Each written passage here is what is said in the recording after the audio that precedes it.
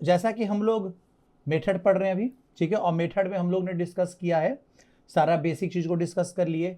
और कल का वीडियो में हम लोग ने डिस्कस किया था कि मेथड में एरे को कैसे पास करते हैं, 1D एरे को कैसे पास करते हैं, 2D एरे को कैसे पास करते हैं, ये सारा चीज हम लोग ने डिस्कस कर लिया था, ठीक है।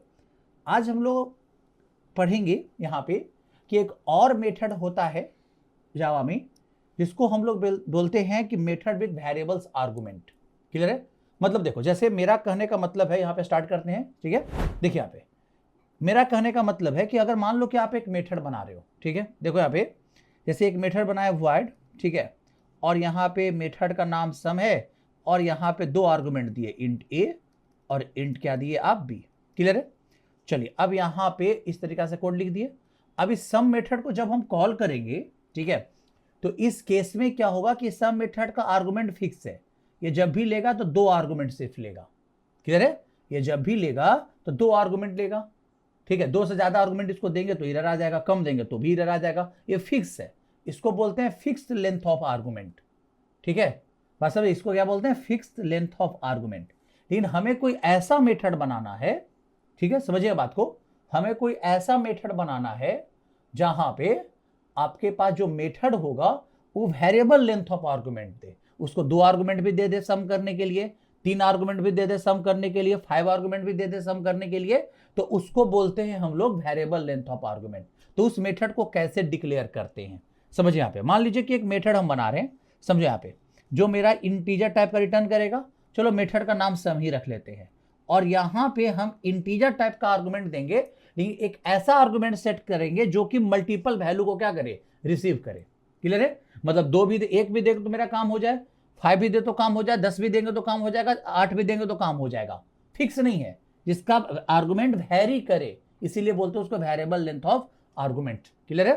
देखो यहाँ पे, तो यहाँ पे कैसे करेंगे, तो आपको 3 डॉट देना है, 3 डॉट, और यहाँ पे अपना आर्गुमेंट का नाम रखना है। क्लियर है? जैसे आर्गुमेंट का नाम हम रख लिए n, समझे, तो यहाँ पे इस तरीका से हो गया।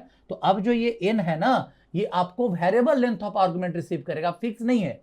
अब ये फिक्स नहीं है कि भाई दो ही आर्गुमेंट लेगा, एक ही आर्गुमेंट लेगा, अब ऐसा नहीं। अब इंटीजर टाइप का तुम 4 डेटा दोगे, 4 डेटा रिसीव कर लेगा, 5 डेटा दोगे, 5 डेटा रिसीव कर लेगा, 8 दोगे, 8 रिसीव कर लेगा। समझो अब इंटरनली क्या होगा, मान लो कि जब आपने इसको कॉल किया और डेटा का संख्या दिया, ठीक है, 3 डेटा दे दिया, 4 है तो फिक्स तो है नहीं, लेकिन हमें तो पता करना ना पड़ेगा कि इसमें टोटल कितना डेटा है। तो इंटरनली जो n जो है ना, एक एरे के फॉर्म में आएगा, ठीक है। मान लो कि आपने इसे कॉल किया, ठीक है, सब मेथड कॉल किया, डेटा दिया 8, 10, 15, 20, यहाँ पे 4 डेटा आपने पास किया सब मेथड को, ये वाला सब मेथड को। तो ये क्या करेगा, n नाम का इंटरनली एक एरे बनाया 4 एलिमेंट का। क्लियर है?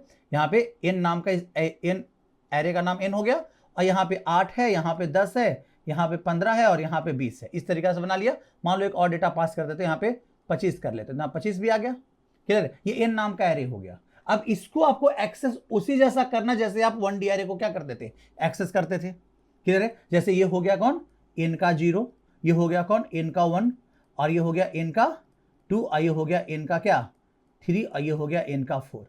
ठीक है? अब एक्सेस कैसे करेंगे, तो भाई हमें क्या करना है, एक हम लूप लगाने के लिए i ले लेंगे, और एक सम करने के लिए s ले लेंगे। s का वैल्यू कितना रख लिया, 0। ठीक है, इंटीजर टाइप का डिक्लेयर कर लो, चलो कर लिए। और एक हम लूप लगाते हैं डेटा को एक्सेस करने के लिए। ठीक है, तो यहां पे लूप लगा लिए इंट i का वैल्यू कितना, 1 से i less than equal to 0 से स्टार्ट करते हैं। लेस देन कहां तक, इन डॉट लेंथ प्रॉपर्टी आप लोग एरे में जानते होंगे। लेंथ प्रॉपर्टी एरे का टोटल एलिमेंट्स रिटर्न करता है, और i equal to i plus 1। Clear है? इस तरीके से लूप लगा लिए, s equal to s plus n of i लिख देंगे। क्लियर है? लूप चल रहा है। अब लूप चलेगा हर एक एलिमेंट को, n ऑफ i मतलब n ऑफ 0, n ऑफ 1 का हर एक डेटा को इसमें क्या करते जाएगा, सम ये करते चला जाएगा। एरो तो एक्सेस कर ही रहे थे, और यहां पे लूप से बाहर आएंगे तो हम रिटर्न करवा लेंगे किसका वैल्यू, s का वैल्यू। अब बताइए, तो ये जो मेथड है, ये वेरिएबल लेंथ ऑफ आर्गुमेंट का मेथड है। हम इसको कॉल करेंगे यहाँ पे सम, यहाँ पे सम मेथड को कॉल किया, यहाँ पे दिए 20, 15 और यहाँ पे दिया 18। तो ये 3 आर्गुमेंट भी रिसीव किया। फिर हमने कॉल किया यहाँ पे कितना, 10 और 20, 2 आर्गुमेंट दिए, 2 आर्गुमेंट भी रिसीव करेगा, 15 आर्गुमेंट भी रिसीव करेगा। जितना आर्गुमेंट आप दे दोगे उतना आर्गुमेंट रिसीव करेगा, क्योंकि ये फिक्स लेंथ ऑफ आर्गुमेंट वाला मेथड नहीं है। ये जो मेथड है आपका वेरिएबल लेंथ ऑफ आर्गुमेंट वाला है। बात समझे, जहां पे आर्गुमेंट वेरी कर रहा है। बात समझे? तो जावा ऐसा मेथड को भी सपोर्ट करता है। चलिए इसको हम करके देखते हैं कि क्या ऐसा मेथड बनाया जा सकता है क्या। चलिए देखते हैं, यहाँ पे स्टार्ट करते हैं। यहाँ पे हम लोग अपना एडिटर पे आ जाते हैं। चलिए यहाँ पे आ जाओ और यहाँ पे हम लोग का मेथड डेमो में ही आ जाते हैं। चलिए देखिए यहाँ पे कल हम आप लोग को बहुत सारा टास्क भी दिए थे। चलिए यहाँ पे ये मेन मेथड है आपका, और यहाँ पे ये सब हटा लेते हैं, इसी फाइल में आ जाते हैं। चलिए देखिए यहाँ पे एक क्लास ABC के अंदर हम एक मेथड डिफाइन कर लेते हैं। ठीक है, इन टाइप का सम लेगा, मेथड का नाम सम रख लेते हैं। इसको हम वेरिएबल लेंथ ऑफ आर्गुमेंट देते हैं, डॉट देकर आपको नाम देना है अपना आर्गुमेंट का, फॉर्मल आर्गुमेंट का नाम दीजिए। हम n रखे थे, यहाँ भी n रख लेते हैं। चलिए यहाँ पे आ गए और यहाँ पे हम रख लिए इन टाइप का i, और ये क्या रख ले s का वैल्यू शुरू में कितना रख लेते हैं 0, सम करना है तो। ठीक है, चलिए लूप लगा लेते हैं फॉर i इक्वल टू कितना 0, i लेस देन यहाँ पे n डॉट लेंथ। ठीक है, और यहाँ पे i equal to i plus 1, इस तरह से कर लिए। ठीक है, अब यहाँ पे क्या लिखेंगे s equal to s plus n of क्या i, हर एक एलिमेंट n का s में क्या होते जाएगा सम होते चला जाएगा, क्योंकि हम आपको क्या बताए इंटरनली वो जो जितना वैल्यू देते हैं उतना एलिमेंट को यूज करके ये क्या बना लेगा, एरे ही बना लेता है। ठीक है, चलिए अब लूप से जब बाहर आएगा तो हम रिटर्न करवा लेते हैं वैल्यू किसका, s का, क्योंकि रिटर्न भी करने वाला मेथड है। देखो अब ये जो ABC क्लास के अंदर जो सम नाम का मेथड है, ये मेथड क्या हुआ, ये जो मेथड है ना, ये जो मेथड है वो वेरिएबल लेंथ ऑफ मेथड है, वेरिएबल लेंथ ऑफ आर्गुमेंट है इसका। ठीक है, वैरी करेगा इसका आर्गुमेंट, 1 भी दीजिए तो काम चल जाएगा, 10 भी दोगे तो काम चल जाएगा, 5 भी दोगे तो काम चल जाएगा, 7 भी दोगे तो काम चल जाएगा। क्लियर है? चलो अब यहाँ पे कॉल करते हैं। कॉल करने के लिए ABC क्लास का ऑब्जेक्ट बनाना पड़ेगा मेन को, क्योंकि वो नॉन स्टैटिक मेथड है। O1 नाम का ऑब्जेक्ट बना लिए, न्यू ABC। ठीक है, चलिए बन गया यहाँ पे। अब लिखेंगे हम O1 डॉट, ठीक है, रिटर्न भी कर रहा है ना, तो रिटर्न करने के लिए x में रिसीव कर लेंगे, x equal to O1 dot, यहाँ पे सम मेथड को हमने कॉल किया। ठीक है, यहाँ दिए 12, 33, 44, 55, कितना आर्गुमेंट दिए, 4 आर्गुमेंट पास किए, तो ये रिसीव करेगा। ठीक है, यहाँ पे लिख लेते हैं सिस्टम डॉट आउट डॉट क्या लिखे प्रिंट एल, और यहाँ पे वैल्यू प्रिंट करा लेते हैं मैसेज के साथ, sum equal two plus x का वैल्यू को प्रिंट करा लेते हैं। ठीक है, अब यहाँ पे देखिए फिर से कॉल करते हैं हम, x equal to O1 dot, फिर से सम मेथड को कॉल किए और यहाँ पे वैल्यू पास करते हैं 1, 2, 5, 2, 6, 7, 8, 9, यहाँ पे अलग अलग आर्गुमेंट पास किए यहाँ पे। अब ये भी आर्गुमेंट रिसीव कर लेगा, क्योंकि आर्गुमेंट का साइज तो फिक्स नहीं किए हैं हम। ठीक है, अब यहाँ पे इसको प्रिंट करा लो, सिस्टम डॉट आउट डॉट क्या प्रिंट एल। ठीक है, और यहाँ पे हम प्रिंट करा लें x का वैल्यू, यहाँ पे एक मैसेज देते हैं सम इक्वल टू प्लस किसका वैल्यू, x का वैल्यू को प्रिंट करा लो। क्लियर है, समझ में आ रहा होगा अच्छे से? तो ये हो गया आपका method with variable length of argument. चलिए रन करा के चेक कर ले कि मेरा काम कर रहा है या नहीं कर रहा है। चलिए टर्मिनल ओपन कर लेते हैं, यहाँ पे आ जाओ CMD। ठीक है, देखो यहाँ पे आ गए, हम लोग अपने ड्राइव में मूव कर जाएं, उस फोल्डर में मूव कर दें जावा प्रोग्राम। ठीक है, यहाँ पे क्या लिखेंगे जावा, और यहाँ लिखेंगे हम यहाँ पे क्या method demo, method demo. Clear है, डेमो डॉट जावा। चलिए देख रहे हो यहाँ पे आ गया दोनों का सम ना, देखो पहला का सम आया और दूसरा का सम आया। तो ये होता है वेरिएबल लेंथ ऑफ आर्गुमेंट। अब ऐसा भी मेथड आप जावा में क्या कर सकते हैं, बना सकते हैं। ठीक है, अब जितने बार करो, एक आर्गुमेंट भी देके कॉल करोगे ना वो भी कॉल होगा। देखिए हम लिखें x equal to O1 dot sum. ठीक है, और यहाँ पे दिए 12, एक आर्गुमेंट में 12 का सम 12 आएगा, 12 को 0 के साथ जोड़ेगा, एक ही एलिमेंट है, बात समझे यहाँ पे। और यहाँ पे हम ऐसा कर लेते हैं, प्रिंट करा के देख लेते हैं system dot out dot print L. ठीक है, और यहाँ पे रख लिए हम x का वैल्यू। चलो डायरेक्टली x का वैल्यू प्रिंट करा लेते हैं, सिर्फ मैसेज नहीं देते हैं इस बार। चलो अब आते हैं अपने प्रोग्राम पे, देखिए तो यहाँ पे आ गया ना 12। ठीक है, क्या सर क्या बिना आर्गुमेंट का भी कॉल होगा क्या? चलो देखते हैं क्या हो रहा है। यहाँ पे अगर वो इंटरनली एरे बनाएगा और आर्गुमेंट अगर नहीं देंगे तो एक एरर आने का चांस है। चलो चेक कर लेते हैं। ठीक है, हमने यहाँ पे x equal to O1 dot some method को कॉल किया बिना आर्गुमेंट दिए हुए। ठीक है, और यहाँ पे प्रिंट करा दें x का वैल्यू। ठीक है, आउट डॉट क्या प्रिंट एल। ठीक है, और यहाँ पे x का वैल्यू क्या करा लेंगे, प्रिंट करा लेंगे। देखिए क्या एक सही हो रहा है, यहाँ पे देखो, यहाँ पे क्या आया 0 आया ना। क्लियर है, आपका यहाँ पे कितना आया आंसर 0। ठीक है, क्योंकि आपने आर्गुमेंट पास नहीं किया था तो यहाँ पे भी कोई एरर नहीं आया। समझ आ रहा होगा सबको अच्छे से? तो इस तरीका से मेरा वेरिएबल्स विथ क्या रहा है, मतलब ये method with variable length of argument आपने सीखा है किस तरीका से बना रहे हैं। तो अगर आपको ऐसा बनाना है तो आप आराम से बना सकते हो। फिक्स लेंथ ऑफ आर्गुमेंट भी सपोर्ट करता है और वेरिएबल लेंथ ऑफ आर्गुमेंट भी क्या कर रहा है, सपोर्ट कर रहा है। यहाँ तक क्लियर है।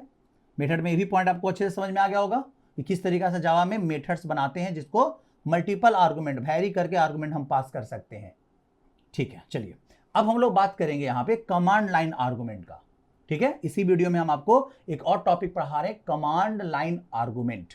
चलिए ये क्या होता है, चलिए देखिए यहाँ पे आ जाओ, यहाँ पे देख लेते हैं कि कमांड लाइन आर्गुमेंट क्या है। देखो यहाँ पे समझो, सब लोग जावा में मेन मेथड को तो जानते होगे। टॉपिक का नाम है कमांड लाइन आर्गुमेंट, क्लियर है।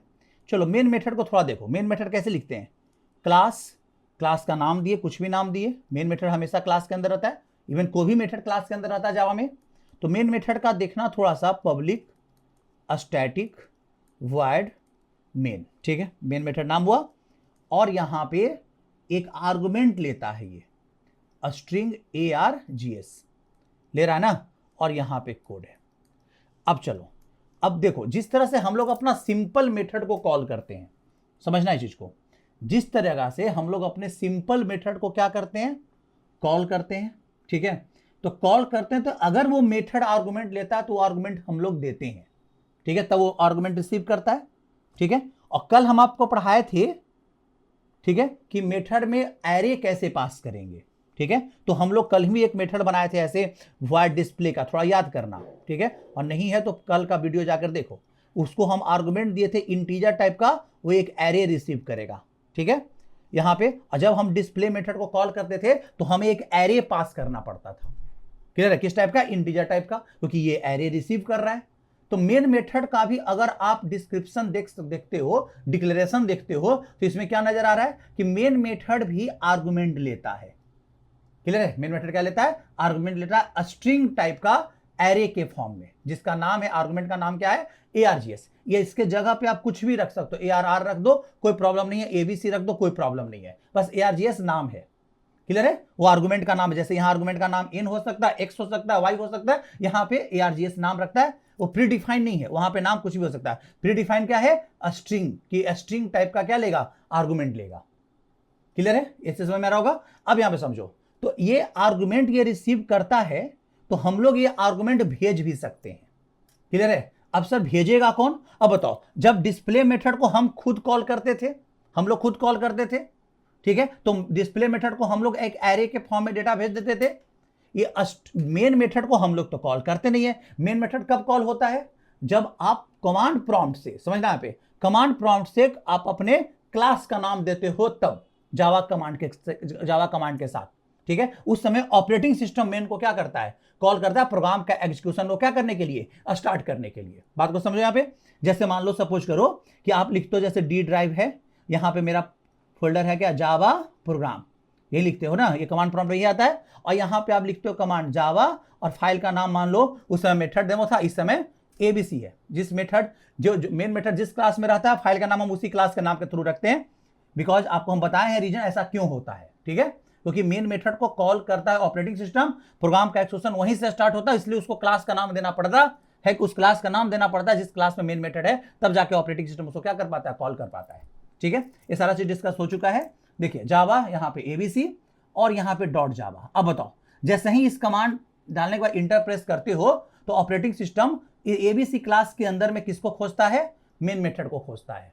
क्लियर है, मेन मेथड खोज रहा है, इसका मतलब मेन मेथड को इन्वोक किया, वो कॉल किया वो। अब इस समय, इसी समय मेन मेथड को हम आर्गुमेंट भेज सकते हैं स्ट्रिंग टाइप का, इन द फॉर्म ऑफ क्या, एरे के फॉर्म में, यहीं पे हम भेज सकते हैं। कैसे भेजेंगे भाई, तो हम भेज सकते हैं ऐसे जावा abc डॉट जावा। क्लियर है, और यहाँ पे वैल्यू भेजिए 5 8, कॉमा नहीं देना, स्पेस देना, ये कॉमा नहीं होगा, 5 8 10 12, इस तरह से आप भेजिए, इंटर की प्रेस किए। तो ये अब ऐसे करके रन कराओगे ना, इतना देकर, जैसे इंटर की पे पारोगे तो उसी समय आपका पूरा के पूरा वैल्यू, बात को समझो, पूरा के पूरा वैल्यू कहां रिसीव करेगा, इस args में, जो नाम रखे उसमें, एरे के फॉर्म में। मतलब इंटरनली ये एरे बनाया, इंटरनल का एरे तो है ही, ठीक है, जिसका नाम क्या है, args है। नाम आप कुछ भी रख सकते हो, यहां 5 आया, यहां 8 आया, यहां 10 आया, यहां पे 12 आया, ये आर्गुमेंट रिसीव किया। अब args तो मेन का आर्गुमेंट है, अब यहां पे args का डेटा यूज करके आपको जो करना है करो। ठीक है, आराम से जो करना है कर लो। आपको प्रिंट कराना तुम यहाँ पे प्रिंट करा लो s.o.p, प्रिंट करा लो args का 0 एलिमेंट का वैल्यू, तो कितना आ जाएगा 5 आ जाएगा। ये प्रिंट कर लो s.o.p, यहां पे लिख दोगे args का आपका 1 एलिमेंट का वैल्यू, तो यहां पे 8 आ जाएगा। यहां 5 रिसीव करेगा, यहां पे 8 प्रिंट करेगा। क्लियर है? तो ये इसको बोलते हैं कमांड लाइन। कमांड आर्गुमेंट किसको बोलते हैं? ऐसा आर्गुमेंट जो मेन मेथड को भेजा जाए कमांड लाइन से, मतलब कमांड प्रॉम्प्ट से, टर्मिनल से। ठीक है, क्योंकि टर्मिनल से जब हमको क्लास का नाम देते हैं, मेन मेथड क्लास का नाम, उस समय मेन मेथड को ऑपरेटिंग सिस्टम कॉल करता है, और जब मेथड कॉल होता है उसी समय आर्गुमेंट भेजा जाता है। ये हम लोग जनरल मेथड के साथ भी कर रहे हैं। जैसे डिस्प्ले मेथड को कॉल करेंगे तो डिस्प्ले मेथड जितना आर्गुमेंट दे रहा है उतना आर्गुमेंट आपको भेजना पड़ेगा। सेम यहां भी है, अगर मेन मेथड को कॉल कर रहे हो तो मेन मेथड को आर्गुमेंट आप दे दीजिए। क्लियर है?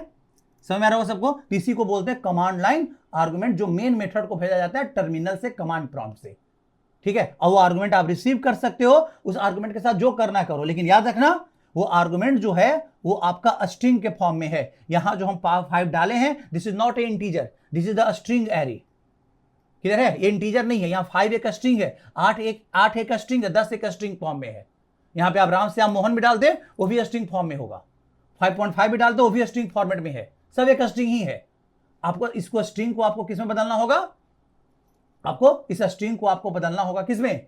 इंटीजर में बदलना, इंटीजर में बदलिए, फ्लोट में बदलना, फ्लोट में बदलिए, आपके काम है। क्लियर है? लेकिन ये ओरिजिनली डेटा सब किस फॉर्मेट में है? स्ट्रिंग के फॉर्मेट में है। ठीक है, इसीलिए बोलते हैं इसको कमांड लाइन आर्गुमेंट। क्लियर है? जो आर्गुमेंट मेन मेथड को भेजा जाए during the command line. Clear है? अब करके दिखाते हैं हम आपको किस तरीके से कमांड लाइन आर्गुमेंट काम करता है। चलिए यहां आइए, अपने कोड पे आ गए। यहां पे चलो इसको हम हटा देते हैं और यहां भी हटा देते हैं इस सबको। ये क्लास को पूरा कंप्लीट हटाओ, सिर्फ हम ये रखेंगे। चलिए देखिए यहां पे, अब यहां पे आर्गुमेंट है। ठीक है, यहां पे नाम कुछ भी रख सकते हैं, ऐसे args रहने देते हैं फिलहाल। चलो अब यहां पे हम चेंज करके दिखा देंगे आप लोगों को। अब यहां पे देखो, यहां पे हम क्या कर रहे हैं कि args में जो हम भेजेंगे वहां से ये रिसीव कर पा रहे नहीं, सिर्फ प्रिंट करा के हम आपको दिखाते हैं। ठीक है, देखो यहां पे लिखे system.out.println। ठीक है, println, और यहां पे हम भेजे args का 0 को प्रिंट करा दो। ठीक है, प्लस फिर स्पेस दे देते हैं, फिर प्लस args का 1 को, 2 आर्गुमेंट हम भेजेंगे इसको। अगर जो भेजेंगे यहां ये रिसीव करेगा तो प्रिंट भी करना चाहिए, आउटपुट भी देना चाहिए। चलो देखते हैं यहां पे काम कर रहा है या नहीं। आ जाओ यहां पे, और यहां पे आ गए CLS पे आ जाओ। चलो अब यहां पे देखो, लिखेंगे जावा, यहां लिखेंगे main method demo, method demo. ठीक है, डॉट जावा। ठीक है, और यहां पे वैल्यू भेजते हैं, 12 भेजे, 33 भेजे, 2 आर्गुमेंट। देखो दोनों आर्गुमेंट वो रिसीव करेगा। देखो रिसीव किया और हमको प्रिंट किया ना। क्लियर है? प्रिंट किया ना। ये वैल्यू 12 33 जो मेन को दी है वो मेन रिसीव किया, प्रिंट करूंगा, प्रिंट कराने का कोड हमने लिखा है। ठीक है, फिर से यहां पे देखो, अब बिना आर्गुमेंट दिए हुए अगर रन करवा लिए तो देखो एरर आ गया। क्या आ गया? रन टाइम एरर आ गया, array index out of bound exception. क्या?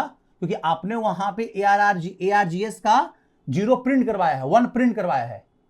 ठीक है, और आपने वैल्यू दिया नहीं तो एरे बनाया नहीं, वो डेटा एलिमेंट नंबर तो इंडेक्स है ही नहीं वो उसमें, 0 इंडेक्स और 1 इंडेक्स, तो array index out of bound आ गया। क्लियर है? समझे? ये रन टाइम एक इधर है, एक्सेप्शन है ये। ठीक है, एक्सेप्शन हैंडलिंग में हम लोग पढ़ेंगे डिटेल से। क्लियर है? वो सब आफ्टर उप्स होगा। क्लियर है? यहां तक क्लियर हो रहा होगा सबको अच्छे से? अब समझा। तो यहां पे आप देख रहे हो क्या कि जब आर्गुमेंट यूज नहीं कर रहे थे पहले, तो नो आर्गुमेंट नहीं डालते तो कोई प्रॉब्लम, लेकिन यूज कर रहे हो, वहां बता रहे हो, इसमें इस कोड में आपने बताया है कि भाई आपको प्रिंट करना args का 0, तो वैल्यू तो होना चाहिए ना। ठीक, इसलिए एक्सेप्शन अगर नहीं, इसको अगर नहीं यूज करेंगे, नहीं पास करते, जैसे पहले हम लोग कोई आर्गुमेंट पास नहीं कर रहे थे। ठीक है, तो कोई एक्सेप्शन यहां पे नहीं आ रहा था। क्लियर है? तो इस तरीके से आया। तो सर अगर बाय द वे हम एक्सेप्ट लिख भी दिए और हमें कोई आर्गुमेंट नहीं पास किया तो बार बार तो रन टाइम एरर आ जाएगा, इसका कोई बचने का उपाय बताइए। ठीक है, तो यहां पे बचने का उपाय हम ये कर सकते हैं, एक कंडीशन लगा देते हैं। लगाते क्या? args का लेंथ हम काउंट कर लेते हैं। ठीक है, लेंथ अगर जो है ग्रेटर देन क्या होना चाहिए? 0 होना चाहिए, तब ये कोड रन करेगा, और नहीं तो इल्स में मैसेज सामने वाला को प्रिंट करा देंगे कि भाई आपने कोई आर्गुमेंट नहीं दिया है, यहां प्रिंट करा लो, बेटर है। system.out.println। ठीक है, और यहां पे लिख देते हैं नो आर्गुमेंट। क्लियर है? ऐसे यहां पे प्रिंट करा लिए। समझे? यहां पे अब रन कराएंगे, देखो अब इस केस में रन कराएंगे तो इफ के अंदर तो जाएगा नहीं, क्योंकि आपका लेंथ 0 से बड़ा नहीं है, 0 के बराबर हो गया है।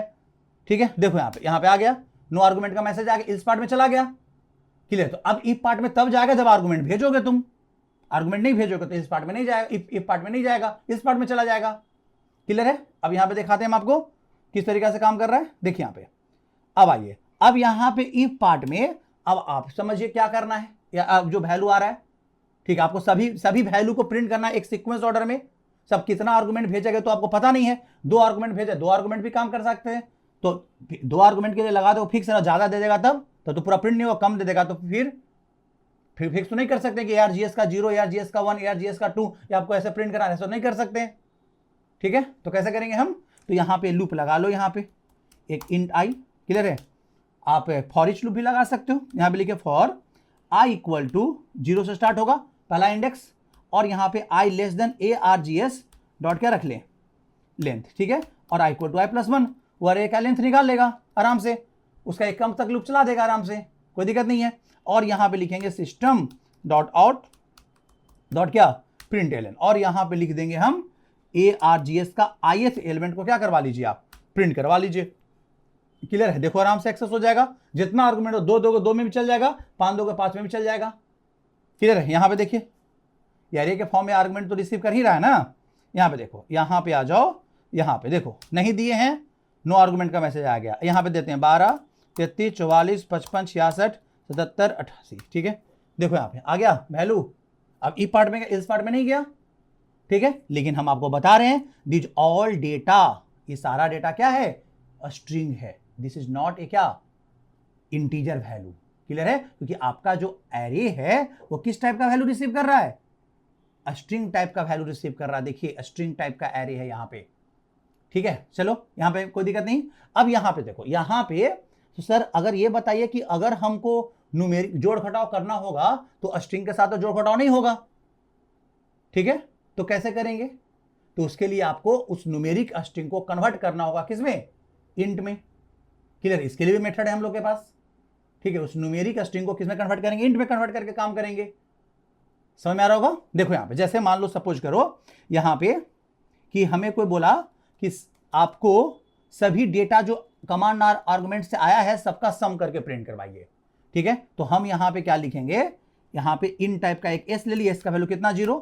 अब सारा के सारा डेटा स्ट्रिंग फॉर्मेट में है, सारा डेटा किस फॉर्मेट में है, स्ट्रिंग फॉर्मेट में है। ठीक है, अच्छा ये प्रूफ नहीं हुआ कि स्ट्रिंग में है, तो प्रूफ करने के लिए तो पहला तो चीज ये है, यहां प्रूफ नहीं करने के लिए पहला चीज स्ट्रिंग टाइप का एरे है तुम्हारा। और चलो ऐसा नहीं लग रहा है ऐसा, तो अब सभी स्ट्रिंग का लेंथ फंक्शन तो स्ट्रिंग में होता है, तो लेंथ मेथड आप यूज कर लो। अगर लेंथ मेथड यूज कर लो पता चल जाएगा कि हर एक स्ट्रिंग का लेंथ निकाल के दे दिया आपको। ठीक है, हर एक स्ट्रिंग का वो लेंथ निकाल के क्या कर दिया, दे दिया, system dot out dot println. और यहां पे क्या लिख दे, यहां पे लिख दे ARGS का ith एलिमेंट का कौन, लेंथ निकाल के देख लो। देखो यहां पे आराम से आपके पास आ जाएगा ना, इससे तो प्रूफ हो जाएगा आप लोग को अच्छे से क्या कि हाँ लेंथ मेथड, लेंथ प्रॉपर्टी नहीं, ये एरे का प्रॉपर्टी है। लेंथ मेथड स्ट्रिंग में जो था, स्ट्रिंग का लेंथ निकालता था, कितना कैरेक्टर है उसमें। देखो यहां पे भी हम करके दिखा दें आप लोगों को ये चीज। देखो यहां पे लास्ट में एक स्ट्रिंग भी डाल देते हैं, चलो यहां पे लास्ट में हम एक स्ट्रिंग भी डाल दिए, राम फिर मोहन। ठीक है, मोहन ऐसे कुछ डाल दिए। देखो अब 12 दिया है, यहां पे हम यहां डाल दे 3456, ये स्ट्रिंग है, 4 कैरेक्टर देगा, 12 में 2 कैरेक्टर देगा, 33 में भी 2 कैरेक्टर देगा, ऐसा में 2, राम में 3 कैरेक्टर देगा। देखो सबका लेंथ निकाल देगा, देखें आ गया ना, 2 2 2 2 यहाँ पे 3, यहाँ 5, यहाँ पे 4। देख लो सभी बताओ, अगर सभी इंट वैल्यू होता ना 12 33 44 वगैरह, तो लेंथ मेथड अप्लाई ही नहीं होता, क्योंकि लेंथ मेथड स्ट्रिंग क्लास का है, स्ट्रिंग ऑब्जेक्ट पे काम करता है वो। क्लियर है? समझ रहा ना, क्लियर हो रहा होगा सबको। तो यहां पे ये तो प्रूफ हो गया कि सब स्ट्रिंग है। अब हमें सम करना है, तो सम करने के लिए आपको सभी डेटा को, न्यूमेरिक डेटा को क्या करना पड़ेगा, कन्वर्ट करना पड़ेगा प्रिमिटिव इंट में, तो ना सम कर पाएंगे। देखो तो कैसे लिखेंगे, s equal to S plus हम लिख देंगे ARGS का कौन, ARGS का आई, तो ये कॉन्कैट कर लेगा सबको, क्योंकि स्ट्रिंग में प्लस होता है तो कॉन्कैट हो जाता है, तो कॉन्कैट तो करना नहीं है, बात समझे। यहां पे कॉन्कैट करने के लिए एस को भी स्ट्रिंग फॉर्मेट में ही रखना पड़ता, नहीं चलिए हम, लेकिन अगर ऐसा डायरेक्टली रख देते इसको स्ट्रिंग फॉर्मेट में तो कॉन्कैट हो जाता, लेकिन कॉन्कैट नहीं करना है। करना क्या है, भाई एआरजीएस में जो एआरजीएस का ith एलिमेंट में जो न्यूमेरिक वैल्यू है स्ट्रिंग के फॉर्मेट में, उसको आप प्रिमिटिव में बदल के क्या कर दो, दे दो। तब कैसे लिखेंगे, तो एक मेथड आता है हम लोग के पास, वो मेथड का नाम है पार्स इंट। कौन सा मेथड है, पार्स इंट, जो इंटीजर क्लास में है, integer dot parse int. Clear है, यहां पे है, और यहां पे आप इस तरीका से आप क्या कर सकते हो, यूज कर सकते हो। देखो यहां पे ये पार्स इंट मेथड है। क्लियर है, इस तरीका से आप कर लो, समझ रहा होगा। तो ये एआरजीएस का ith एलिमेंट को, हर एक एलिमेंट को parse int method numeric int में, प्रिमिटिव इंट में कन्वर्ट कर कर एस के साथ जोड़ते जाएंगे। ठीक है, लूप से बाहर आएगा, एस का वैल्यू को प्रिंट करा लो, सिस्टम डॉट आउट डॉट क्या, प्रिंट एलएन, और यहां पे रख लेते हैं एस का वैल्यू, मैसेज के साथ दे दो, सम इक्वल टू प्लस किसका वैल्यू, यहां पे एस का वैल्यू प्रिंट करा लो, हो गया। अब यहां पे देखो, यहां पे रन करा के देखो, आपका हर डेटा का सम आ जाएगा। यहां पे इसको रन कराएंगे तो इधर आएगा, क्योंकि राम भी तो है इसमें। अब राम को हम इंट में कन्वर्ट करना चाहेंगे तो parse int method exception throw कर देगा, नंबर फॉर्मेट एक्सेप्शन आ जाएगा वहां पे। बता कि हम न्यूमेरिक स्ट्रिंग को कन्वर्ट कर पाएंगे इंट में।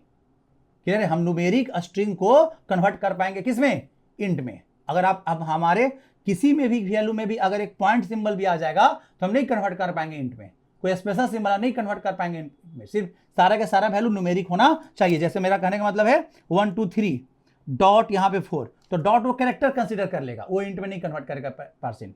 ठीक है, यहाँ पे डाल दिया आप +4, एक स्पेशल सिंबल बीच में आगे नहीं कन्वर्ट कर पाएगा स्ट्रिंग इंट में। क्लियर है, ये समझ जाइएगा। चलो अब यहाँ तक क्लियर है। अब देखो यहाँ पे सम आपके पास आ जाएगा, आ गया ना। 12 को इंट में बदला, 33 को इंट में बदल के सम में डाला, 44 को इंट में बदल के सम में डाला, इस तरह के सम में डालते चला गया। क्लियर है, समझ आ रहा होगा। तो किस तरीका से कमांड लाइन आर्गुमेंट काम कर रहा पता चल रहा है। ठीक है, अब यहाँ पे देखो, अगर हम यहाँ पे इसमें से कोई भी एक वैल्यू, देखो यहाँ पे हम यहाँ राम डाल दिए, देखो यहाँ पे देखो आ गया ना। देखो यहाँ पे कन्वर्जन करते समय क्या आ गया, एक्सेप्शन आ गया। ठीक है, आ गया। देखो यहाँ पे नंबर फॉर्मेट एक्सेप्शन, यहाँ देखो आ गया एक्सेप्शन, मतलब रन टाइम एरर। वो देखो 12 33 44 55 66 77 88 सबका कन्वर्ट का जैसे ही राम मिला उसी समय उसको क्या मिल गया, एक्सेप्शन मिल गया कि भाई राम को हम पार्स इंट मेथड इंट में नहीं कन्वर्ट कर पाया, तो आ गया एक्सेप्शन। एक्सेप्शन जैसे ही आता है प्रोग्राम वहीं से टर्मिनेट कर जाता है, आगे का आउटपुट नहीं आया आपके। अगर ऐसा होता तो कम से कम एटलीस्ट 88 तक क्या होना चाहिए था, सम प्रिंट कर देना चाहिए था, लेकिन वहां पे एक्सेप्शन आ गया। अभी चीज को एक्सेप्शन हैंडलिंग से एक्सेप्शन को हैंडल करते हैं क्या, बाकी मेरा डेटा सही था, लास्ट डेटा आपने गलती डाल दिया था, वहीं पे एक्सेप्शन आ गया, तो कम से कम एटलीस्ट वहां तक आउटपुट आना चाहिए। अगर एक्सेप्शन हैंडलिंग का कंसेप्ट लगाकर इस कोड को अगर रन करवाते तो बहुत स्मूथली मेरा लास्ट तक कम से कम रन करता। ठीक है, चलिए एक्सेप्शन हैंडलिंग जब पढ़ेंगे तो आपको बताया जाएगा किस तरीका से काम होता है। ठीक है, कुछ भी डेटा जो आप इसमें डालोगे ना, सब के सब आपके पास स्ट्रिंग फॉर्मेट में ही जाएगा। क्लियर है, समझ में आ रहा होगा यहाँ पे। अब यहाँ पे सर सिर्फ इंटीजर वैल्यू पास करते, कुछ भी पास करो कोई दिक्कत नहीं है, स्ट्रिंग के फॉर्मेट 2.5 डाल दो, 3. आपको कहा दिया क्या कि हर एक फ्लोट डेटा चाहिए, तो आप फ्लोट डेटा डालोगे वो भी क्या रहेगा, वो भी रहेगा स्ट्रिंग के फॉर्मेट में, लेकिन उसको एक्चुअल फ्लोट में कन्वर्ट करने के लिए आपके पास फिर मेथड है। क्या मेथड भाई, तो मेथड है फ्लोट क्लास के पास, यहां पे फ्लोट क्लास के पास क्या है, पार्स फ्लोट, क्या है, डॉट पार्स फ्लोट, सब स्टैटिक मेथड है, इसलिए हम लोग क्लास के नाम के थ्रू इसको क्या कर रहे हैं, कॉल कर रहे हैं। पार्स फ्लोट मेथड का नाम है, वहां समझे, फ्लोट क्लास के पास कौन सा मेथड है, पार्स फ्लोट मेथड है। क्लियर है, तो यहां पे आपके कन्वर्ट हो जाएगा। अब यहाँ पे आपको एस यहाँ पे फ्लोट टाइप का रख लो, ज्यादा बेटर होगा।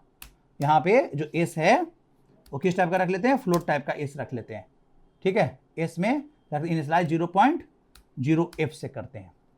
क्लियर है, यहाँ पे आ गया, समझ में रहा होगा सबको आराम से। तो अगर फ्लोट वाला डेटा भी आ जाएगा, देखो यहाँ पे अगर हम यहाँ पे वैल्यू पास किए, देखिए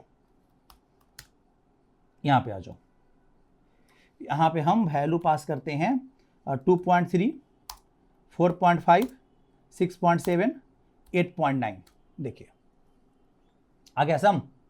फिर तो फ्लोट डेटा भी है, और फ्लोट डेटा को ये 2.3 को अगर पार्स इंट से कन्वर्ट करते ना तो नहीं कन्वर्ट होता, फिर नंबर फॉर्मेट एक्सेप्शन आ जाता। तो हमें मेथड क्या लगा दिया, पार्स फ्लोट, जो कि फ्लोट क्लास का मेथड है।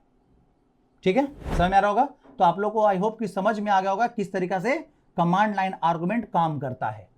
तो कमांड आर्गुमेंट फिर से हम रिपीट कर दें, ऐसा आर्गुमेंट जो मेन मेथड को दिया जाता है, ऐसा आर्गुमेंट जो मेन मेथड को दिया जाता है कमांड प्रॉम्प्ट से, ठीक है, और मेन मेथड उसको रिसीव करता है, ठीक है, और रिसीव किया हुआ आर्गुमेंट को आप अपने प्रोग्राम में उस डेटा को यूज कर सकते हैं। कैसे यूज करते हैं हम अच्छे से आपको दिखा दिए। क्लियर है, समझे? तो आई होप कि आपको कमांड लाइन आर्गुमेंट अच्छे से समझ में आ गया होगा। ठीक है, चलिए फिर मिलते हैं नेक्स्ट वीडियो में।